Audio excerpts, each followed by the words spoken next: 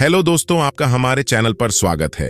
हम आ चुके हैं आज एक और नई कहानी लेकर। इस कहानी को सुनने के बाद आपके अंदर आग लग जाएगी और स्टोरी पसंद आए तो वीडियो को लाइक करके और चैनल को सब्सक्राइब कर दें और कमेंट में नमो बुद्धा जरूर लिखें। ये बात उन दिनों की है जब बुद्धा मरवन में अपना समय व्यतीत कर रहे थे। इस समय तक बुद्धि की प्रसिद्धि दूर दूर तक फैल चुकी थी।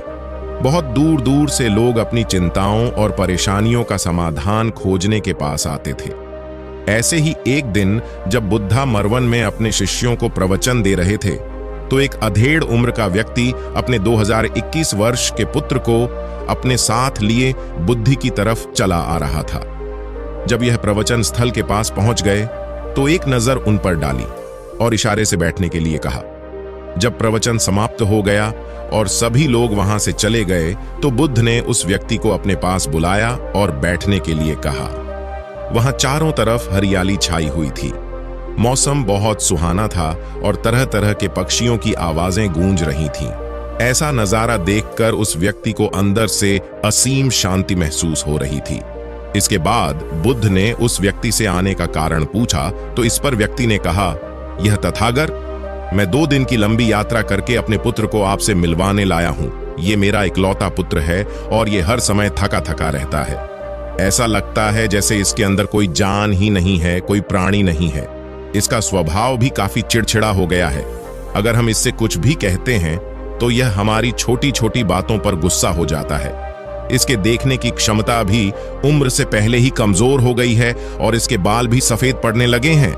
इतनी कम उम्र में इतनी बड़ी उम्र का लगना मुझे तो कुछ समझ नहीं आ रहा। किसके साथ हो, क्या रहा है तथागत? मैं अपने पुत्र के स्वास्थ्य को लेकर बहुत चिंतित हूं। जब मैं अपने पुत्र को वैद्य जी के पास लेकर गया तो उन्होंने कुछ औषधि दी और कहा, अपने पुत्र को तनाव कम लेने के लिए कहो। वो अपने दिमाग में बहुत अधिक तनाव लेता है, इसलिए उसकी ऐसी हालत हो गई है। लेकिन मुझे उनके बहुत समझाने के बाद भी तनाव का मतलब समझ नहीं आया। मुझे नहीं पता कि तनाव होता क्या है, यह किन कारणों से आता है और उसे कैसे अपने पुत्र के दिमाग से निकालूं। लेकिन मुझे सबसे पहले तो यह समझना है कि तनाव होता क्या है। इसीलिए तथागत मैं आपके पास आया हूं। कृपया आप मेरी समस्या का समाधान कीजिए। यह सुन बुद्ध उसके पुत्र को बड़े ध्यान से देखते हैं, उसके चेहरे को देखते हैं, उसकी आंखों को देखते हैं और फिर उसके हाथों की नब्ज को भी देखते हैं। यह सारी विधि करने के पश्चात बुद्ध उस व्यक्ति से कहते हैं, तनाव लेना तो कोई नहीं चाहता, लेकिन फिर भी यह तनाव लोगों के दिमाग को दीमक की तरह पकड़ लेता है और व्यक्ति जान भी नहीं पाता कि वह तनाव में जी रहा है। लेकिन अगर व्यक्ति तनाव के कारणों को अच्छे से समझ लेता है और तनाव के बारे में कोई ऐसा पैमाना बना लेता है जिससे वह जान सके कि वह कितने तनाव में है, तो वह इस समस्या का समाधान भी खोज सकता है। सबसे पहले तो तुम ये समझो कि तनाव होता क्या है। जब भी कोई व्यक्ति कोई काम कर रहा होता है लेकिन उसका मन कहीं दूर भटक रहा होता है, कल्पनाओं में होता है, तो उसके शरीर और मन के बीच एक दूरी पैदा हो जाती है। यह दूरी जितनी अधिक होगी, व्यक्ति उतनी ही ज्यादा बेहोशी की अवस्था में होता है और शरीर व मन के बीच की इसी दूरी, इसी खिंचाव को तनाव कहा जाता है। आखिर कोई पसंदीदा खेल खेलने के बाद व्यक्ति चुस्ती और प्रसन्नता से क्यों भर जाता है, जबकि उसने तो अपने शरीर को थकाया है। लेकिन समझने वाली बात यह है कि खेलते समय मन और शरीर एक साथ पूरी तरह से उस खेल में केंद्रित होते हैं, जिससे शरीर और मन के बीच दूरी पैदा नहीं होती और कोई तनाव पैदा नहीं होता। और अगर दिमाग में कोई तनाव था भी तो वो भी दूर हो जाता है। लेकिन इसके विपरीत, जब हम कोई ऐसा काम करते हैं जो हमें पसंद नहीं है तो हमारा ससुर तो उस काम को कर रहा होता है, लेकिन हमारा मन कहीं दूर कल्पनाओं में भटक रहा होता है, जिससे शरीर और मन के बीच एक दूरी पैदा हो गई और तनाव ने जन्म ले लिया। इसीलिए व्यक्ति को एक समय पर सिर्फ एक ही काम करना चाहिए और अपने तन और मन की सारी शक्ति उसी एक काम पर लगा देनी चाहिए, जिससे व्यक्ति के अंदर तनाव पैदा ही ना हो। इसके बाद बुद्ध ने कहा, तनाव पैदा होने के मुख्य 8 कारण होते हैं और जिसने इन कारणों को समझ लिया वो जीवन भर तनाव मुक्त रह सकता है। मुख्य कारणों में सबसे पहला कारण है अति महत्वाकांक्षी होना। महत्वाकांक्षी होना अच्छी बात है, लेकिन क्या कभी आपने इस बात पर ध्यान दिया है कि इंसान के लक्ष्य कभी पूरी ही नहीं होते? उसका एक लक्ष्य पूरा हुआ नहीं कि वह दूसरे की तरफ भागने लगता है, दूसरा पूरा हुआ तो तीसरे की तरफ, और इस तरीके से वो अपने लक्ष्यों को पाने के लिए जिंदगी भर गोल गोल घूमता रहता है। इसीलिए जो व्यक्ति अति महत्वाकांक्षी होता है, जिसने बड़े बड़े लक्ष्य बनाए होते हैं, वह वर्तमान में कभी रह ही नहीं पाता। उसका मन सदैव भविष्य की योजनाएं बनाने में ही व्यस्त रहता है। उसका शरीर तो वर्तमान में रहता है, लेकिन भविष्य में ही रहता है, जिससे मन और शरीर के बीच दूरी पैदा हो जाती है और वह तनाव भरी जिंदगी जीने लगता है। बुद्ध के मुंह से यह बात सुन उस लड़के ने कहा, बुद्ध, तो फिर इसका मतलब है कि हमें लक्ष्य नहीं बनानी चाहिए, क्योंकि लक्ष्य बनाना भी तो महत्वाकांक्षा ही है। इस पर बुद्ध ने कहा, जीवन में लक्ष्य बनाना कोई गलत बात नहीं है, लेकिन समस्या तब उत्पन्न होती है जब वो अपना पूरा ध्यान उस लक्ष्य से मिलने वाले परिणाम पर ही लगा देते हैं और उसके परिणाम की चिंता करते रहते हैं। व्यक्ति को वर्तमान में जीना आना चाहिए। आप लक्ष्य बनाइए और उस लक्ष्य की प्राप्ति के लिए कड़ी मेहनत करिए, लेकिन साथ ही साथ आपको इस बात का भी ज्ञान होना चाहिए कि आप अभी वर्तमान में जी रहे हैं और वर्तमान ही सत्य है। बुद्ध ने आगे कहा, तनाव का दूसरा सबसे बड़ा कारण है ईर्ष्या। जब व्यक्ति ईर्ष्या और जलन से भर जाता है तो उसका मन अंदर से सड़ने लगता है। ईर्ष्या एक आंतरिक घाव है। आंतरिक घाव यानी मन का घाव। व्यक्ति के शरीर का घाव तो भर सकता है, लेकिन मन का घाव कभी नहीं भर सकता। इसीलिए व्यक्ति को दूसरे की खुशी और तरक्की से कभी ईर्ष्या नहीं करनी चाहिए, क्योंकि तनाव का कारण है। इसके बाद बुद्ध ने तनाव का अगला कारण बताते हुए कहा कि आरुषिपूर्ण काम करने से भी मन में तनाव पैदा होता है। जो काम करना हमें पसंद ही नहीं है, जिसका में हमारी रुचि ही नहीं है, उस काम में हमारा मन लग ही नहीं पाएगा। हमारा शरीर तो वहीं बैठा रहेगा, लेकिन हमारा मन कल्पनाओं की उड़ान भरेगा, जिससे शरीर और मन के बीच दूरी पैदा हो जाती है और व्यक्ति तनावग्रस्त हो जाता है। इसीलिए इंसान को हमेशा अपनी रुचि के अनुसार ही कार्य करनी चाहिए।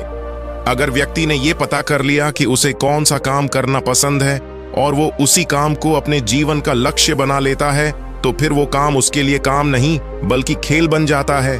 फिर बुद्ध ने कहा, तनाव का चौथा कारण होता है किसी दूसरे से अच्छा रखना। बुद्ध ने उस व्यक्ति की ओर इशारा करते हुए कहा, एक पिता होने के नाते तुम्हारी अपने पुत्र से बहुत सी अपेक्षाएं होंगी कि तुम्हारा पुत्र एक बहुत ही कामयाब इंसान बने, तुम्हारा नाम रोशन करे, जैसा तुम चाहते हो उस तरह का जीवन जिए, तुम्हारी हर बात मानी। लेकिन क्या आज तक कभी किसी की सारी अपेक्षाएं पूरी हुई है? जब भी कोई व्यक्ति किसी दूसरे से कोई अपेक्षा रखने लगता है तो वो अनजाने में अपने लिए तनाव पैदा करने लगता है। जरा सोचो कि अगर तुम्हारा बेटा तुम्हारे अनुसार काम नहीं कर रहा और वो नहीं बन पा रहा जो तुम उसे बनाना चाहते हो, तो निश्चित रूप से तुम्हारे दिमाग को तनाव पकड़ लेगा।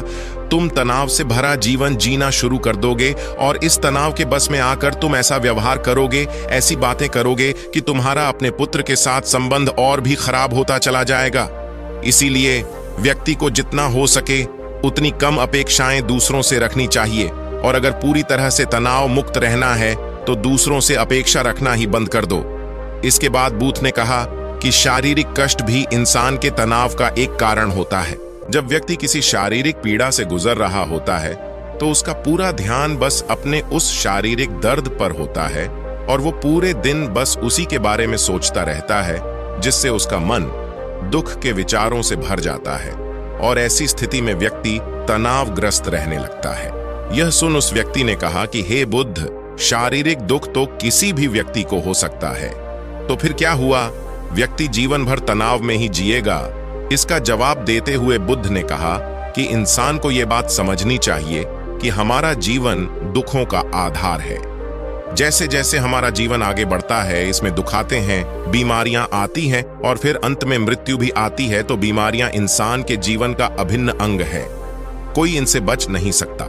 बस किसी किसी के जीवन में ये समय से पहले आ जाती है तो किसी के बाद में पढ़ाती सबको है। जब इंसान का मन इस बात को अच्छे से समझ लेगा तो फिर वह अपनी बीमारी के बारे में सोच सोचकर ज्यादा तनाव नहीं लेगा, क्योंकि यह हमारे जीवन का अभिन्न हिस्सा है और इसके लिए व्यक्ति को शारीरिक रूप से भी अभ्यास करते रहना चाहिए।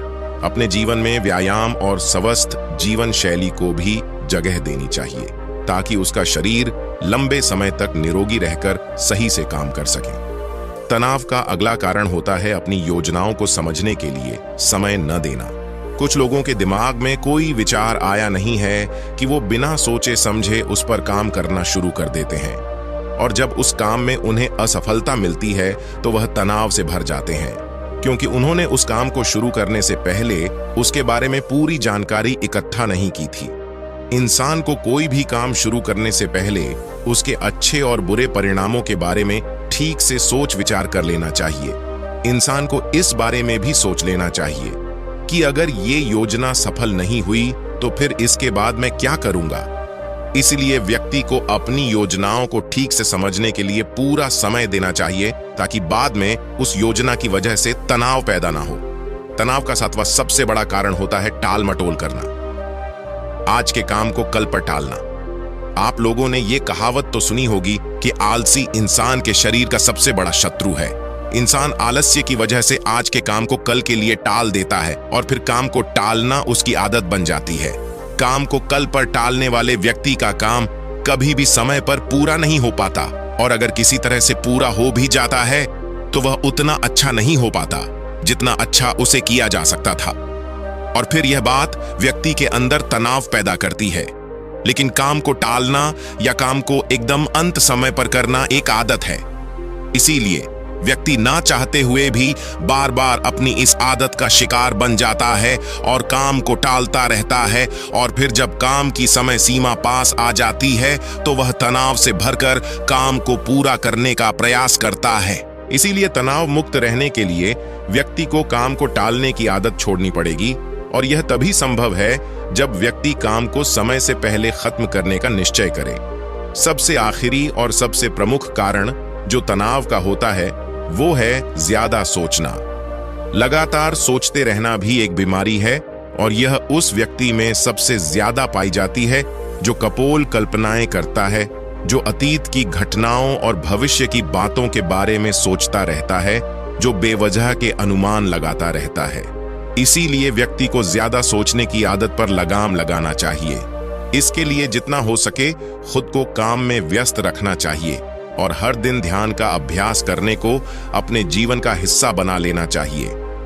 बुद्ध के मुंह से यह सारी बातें सुनकर उस व्यक्ति ने हाथ जोड़कर कहा, बुद्ध, मेरा पुत्र तो अभी मात्र 20 वर्ष का ही है और इसमें अभी इतनी समझ भी नहीं है कि यह आपकी बताई सारी बातों का एक साथ पालन कर सके। आप कृपया करके तनाव मुक्त रहने का कोई आसान सा तरीका बता दें जिससे मेरा बेटा उसका अनुसरण भी कर सके और तनाव मुक्त भी रह सके। उस व्यक्ति की यह प्रार्थना सुन बुद्धि ने कुछ सोचते हुए जवाब दिया, अगर तुम इतनी सारी बातों का पालन नहीं कर सकते तो इसके लिए एक बहुत ही आसान विधि है। तुम एक बार मैं एक काम को करने पर ध्यान लगाओ भी काम कर रहे हो, उस समय पर सिर्फ उसी काम को करो, सिर्फ उस पर ही अपना पूरा ध्यान लगाओ, और अगर तुम्हारा मन इधर उधर भटक जाता है तो जैसे ही तुम्हें याद आए उसे वापस फिर उसी काम में लगा दो। इससे तुम्हारा मन और तुम्हारा शरीर दोनों एक जगह पर केंद्रित रहेंगे। दोनों के बीच दूरी पैदा नहीं होगी जो कि तनाव का मुख्य कारण होती है। दोस्तों, आज की युवा पीढ़ी एक ही समय पर 2-2, 3-3 काम करने के आदी हो चुकी है, जैसे फोन पर बात करते हुए गाड़ी चलाना, खाना खाते हुए टीवी देखना, ये फोन चलाना, और फिर इनकी शिकायत रहती है कि मैं तनाव में जी रहा हूं, मेरा मन शांत रहता है, मैं चिड़चिड़ा सा हो गया हूं। जब कोई व्यक्ति एक ही समय पर 3-3 काम करेगा तो तनाव पैदा होना तो स्वाभाविक है, क्योंकि दिमाग तो एक समय पर पूरा ध्यान लगाकर सिर्फ एक ही काम कर सकता है। पूर्ण रूप से एक ही समय पर 2 कामों पर ध्यान कभी नहीं लग सकता। इसीलिए जहां तक संभव हो सके एक समय पर सिर्फ एक ही काम करने का प्रयास करें, वो भी पूरे ध्यान के साथ।